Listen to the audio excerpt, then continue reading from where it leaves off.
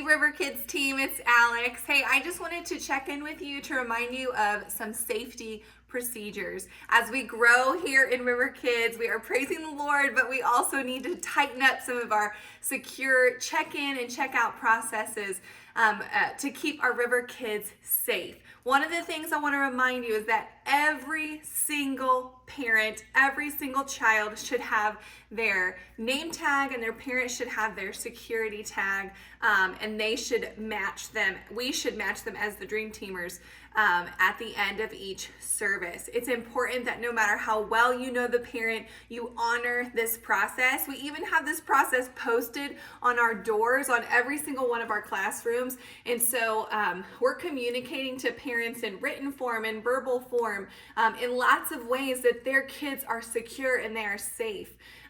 Due to the nature of a growing church, we may not know all the ins and outs of the family dynamics. So it's important not to assume that, oh yes, Dad picked up little Johnny last week, so of course Johnny can go with Dad. I know Dad.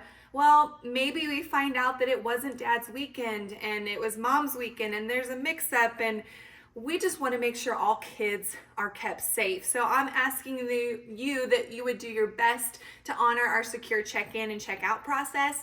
There are certain times where there are big families, like my own family. We have 4 children. And so when we go pick up our kids at the end of the day, we show the tag for the first 2 kids and we say, hey, see, they match.